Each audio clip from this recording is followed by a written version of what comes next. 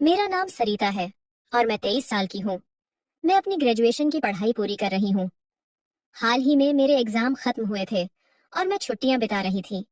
हमारे परिवार में 4 लोग हैं। माँ, पापा, मेरी बड़ी दीदी और मैं। मेरी दीदी की शादी 2 साल पहले भोपाल में हुई थी। दीदी हमेशा से मेरा ख्याल रखती थी और मैं भी उनसे बहुत प्यार करती हूँ। एक दिन मैं अपने कमरे में पढ़ाई कर रही थी कि मम्मी का फोन आया। उन्होंने दीदी से बात की और उनकी आवाज में खुशी और चिंता दोनों झलक रही थी। दीदी ने कहा, मम्मी, मैं प्रेग्नेंट हूँ। इस समय मुझे काम करने में थोड़ी दिक्कत हो रही है। क्या सरिता कुछ दिनों के लिए मेरी मदद के लिए भोपाल आ सकती है? मम्मी ने मुझसे बात की और कहा, सरिता, क्या तुम दीदी के पास जा सकती हो? उन्हें इस समय तुम्हारी जरूरत है। मैंने तुरंत हामी भर दी। दीदी के लिए कुछ भी करना मेरे लिए खुशी की बात थी और साथ ही ये भी कि मैं जीजा जी से और करीब से मिल सकूंगी। मेरी दीदी और जीजा जी शहर में अकेले रहते थे। जीजा जी के माता पिता पहले ही एक हादसे में गुजर चुके थे और जीजा जी को घर चलाने के लिए काम पर जाना पड़ता था, जिसके कारण वो दीदी का ठीक से ख्याल नहीं रख पा रहे थे। इसलिए दीदी ने माँ को फोन किया था ताकि मैं उनकी मदद के लिए आ सकूं। मैंने अगले ही दिन भोपाल जाने की तैयारी शुरू कर दी। मैं दीदी और जीजा जी से मिलने को बहुत एक्साइटेड थी क्योंकि मैं शादी के बाद से दीदी से नहीं मिल पाई थी। मैंने अपनी बैग में दीदी के लिए कुछ चीजें रखी और ट्रेन से भोपाल के लिए रवाना हो गई। वहां पहुंचते ही मैंने देखा कि जीजा जी मुझे लेने आए थे। उनकी उपस्थिति ने मेरे दिल में एक अजीब सी हलचल मचा दी। जीजा जी बेहद हैंडसम थे और जैसे ही मैंने उन्हें देखा, मेरी आंखें उनकी तरफ के कहीं, उनका आत्मविश्वास, उनका व्यक्तित्व, सब कुछ मुझे बेहद आकर्षित कर रहा था। वह मुस्कुराते हुए मेरे पास आए। सरिता, कैसी हो? उन्होंने कहा और उनका गहरा स्वर मेरे दिल में इको करने लगा। मैं ठीक हूँ जीजा जी, मैंने जवाब दिया। थोड़ा शर्माते हुए जीजा जी ने मेरी बैग उठाई और मुझे अपनी बाइक तक ले गए। जब हम बाइक पर बैठे तो जीजा जी ने कहा, तुम्हारी दीदी बहुत खुश होंगी कि तुम यहाँ आई हो। मैंने कहा, हाँ, मैं भी दीदी और आपका साथ देना चाहती हूँ। जैसे ही उन्होंने बाइक स्टार्ट की, मैंने महसूस किया कि हवा के साथ एक नई ताजगी आ गई है। बाइक तेजी से चल रही थी और जीजा जी मेरे पास होने के कारण मुझे एक अनोखा एहसास हो रहा था। क्या तुम भोपाल पहली बार आई हो?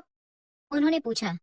नहीं, मैंने पहले भी यहाँ आने का सोचा था, मैंने उत्तर दिया। लेकिन अब जब मैं यहाँ हूँ तो सब कुछ और भी रोमांचक लग रहा है। जीजा जी ने बताया कि किस तरह से दीदी ने शादी के बाद उनकी जिंदगी में सब कुछ बदल दिया है। वह बहुत खुश दिखे और उन्होंने कहा, तुम्हारी दीदी ने मुझे हमेशा सपोर्ट किया है और अब जब वह प्रेग्नेंट है तो मैं उनकी देखभाल करना चाहता हूँ। मुझे जीजा जी की बातें सुनकर अच्छा लग रहा था। उनके प्रति मेरे मन में एक खास रिस्पेक्ट और प्यार बढ़ रहा था।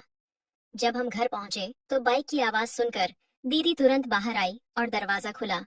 और सरिता, तुम आ गई, वह खुशी से बोली और दीदी ने मुझे गले लगा लिया और कहा, सरिता, तुम्हारे आने से मुझे बहुत राहत मिली है। मैंने मुस्कुराते हुए जवाब दिया, दीदी, इसमें कोई बड़ी बात नहीं, मैं हमेशा आपके लिए हूँ। मेरे भोपाल पहुंचने के बाद परिवार में खुशियों का माहौल था। दीदी ने मुझे अपने पास बिठाकर बातें करनी शुरू की।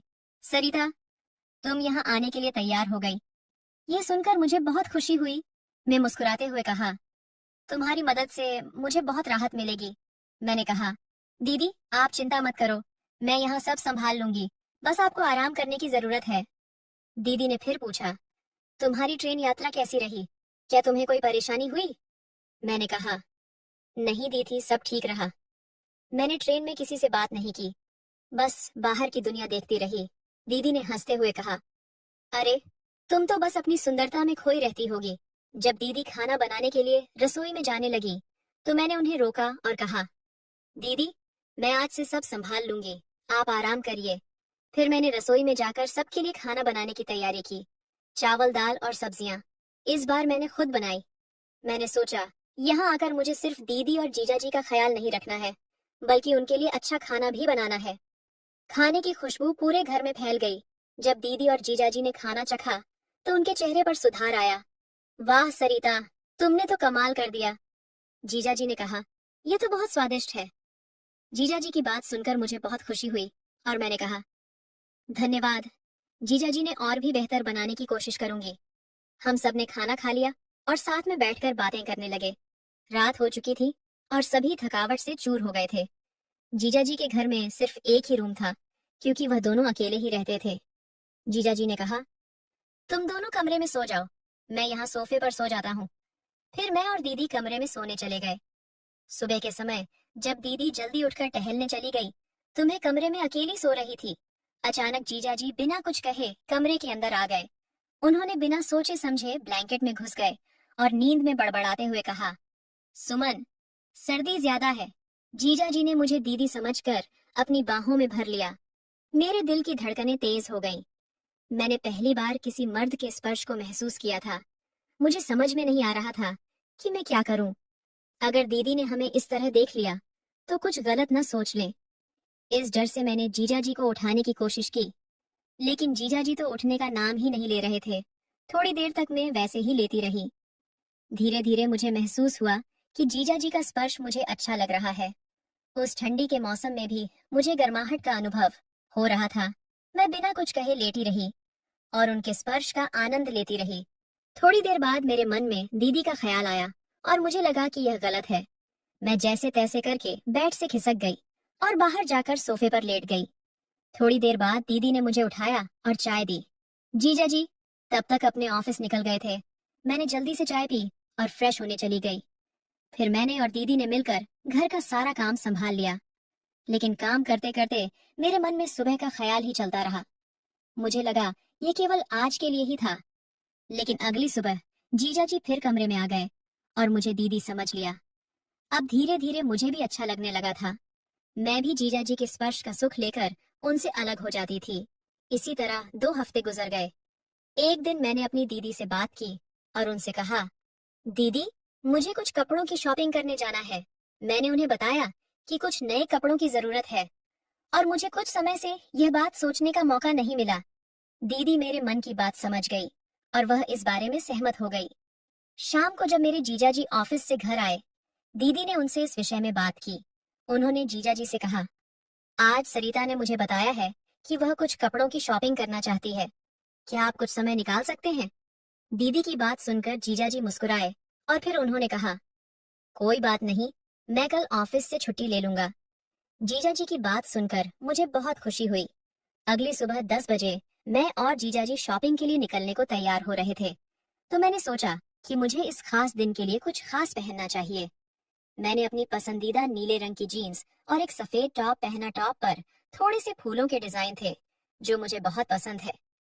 मैंने अपने बाल खुले रखे और हल्का सा मेकअप किया। जब जीजा जी ने मुझे देखा तो उन्होंने कहा, वाह, तुम तो बहुत सुंदर लग रही हो। ये कपड़े तुम्हारे ऊपर बहुत अच्छे लग रहे हैं। उनकी तारीफ सुनकर मैं थोड़ी शर्म महसूस करने लगी। मेरी दीदी हालांकि हमारे साथ नहीं जा सकी क्योंकि डॉक्टर ने उन्हें आराम करने को कहा था, लेकिन उन्होंने हमें जाने से पहले कहा, आप लोग मजे करो और शॉपिंग का पूरा आनंद लो। दीदी के शब्दों ने हमें और भी उत्साहित कर दिया। जीजा जी ने बाइक निकाली और मैं उनके पीछे बैठ गई और हम शॉपिंग के लिए चल दिया। हम शॉपिंग मॉल पहुंचे और मैंने कपड़ों की शॉपिंग शुरू कर दी। मैंने कपड़े तो खरीद लिए थे। शॉपिंग के बाद हमने एक मूवी देखने का प्लान बनाया। हमने एक नई कॉमेडी मूवी का टिकट लिया। मूवी देखने के दौरान हमें बहुत हंसी आई और उसने हमारे मूड को और भी अच्छा कर दिया। उसके बाद हम मॉल में घूमने लगे और खाना खाने लगे। मॉल में खाने का मजा अलग ही था। जब हम वापस लौटने लगे तो जीजा जी अपनी बाइक चला रहे थे। रास्ते में ट्रैफिक बहुत थी। तभी अचानक से जीजा जी ने ब्रेक मारा। उस समय में उनकी पीठ से लग गई। मुझे थोड़ा अजीब लगा क्योंकि ऐसी स्थिति में मैं थोड़ी असहज महसूस कर रही थी। जीजा जी बार बार ब्रेक मारने लगे, जिससे मैं बार बार उनके करीब चली जाती। इस सब के चलते मेरे अंदर एक अलग सी भावना महसूस होने लगी। घंटों बाद हम घर आ गए। उस दिन की शॉपिंग मेरे लिए न केवल कपड़ों की खरीदारी का अनुभव था, बल्कि यह एक यादगार दिन बन गया जिसमें मैंने जीजा जी के साथ बिताया समय, मूवी, स्वादिष्ट खाना और एक दूसरे के साथ के पल का भरपूर एंजॉय लिया। यह दिन हमेशा मेरी यादों में रहेगा। इसी तरह 1 महीना बीत गया। अब दीदी का 9वां महीना चल रहा था, तो उनकी स्थिति ऐसी हो गई थी कि वह खुद से काफी चीजें नहीं कर पा रही थी। वह नहाने में असमर्थ थी। इसलिए मैंने फैसला किया कि मैं उन्हें नहलाने में मदद करूंगी। जब मैं दीदी को बाथरूम में नहला रही थी, मैंने उन्हें मदद की, लेकिन जब मैं बाथरूम से बाहर निकले तब अचानक से मेरा पैर स्लीप हो गया और मैं फर्श पर गिर गई। मुझे बहुत दर्द हुआ और मेरे मुंह से चीख निकल गई। दीदी ने जब यह देखा तो उन्होंने घबराते हुए जीजा जी को आवाज दी, जरा जल्दी आकर देखो, सरोता गिर गई है। उनकी आवाज में चिंता थी। जीजा जी तुरंत दौड़ कर आए। जब उन्होंने मुझे गिरा हुआ देखा तो बिना समय गंवाए तुरंत मुझे तुरंत अपनी गोद में उठाया। उनकी गोद में होना मुझे उस वक्त थोड़ी सी राहत दे रहा था, लेकिन साथ ही मुझे चोट लगने की भी चिंता थी। जीजा जी मुझे अपनी गोद में उठाकर मेरे कमरे में ले गए। दीदी उस समय बाथरूम में थी।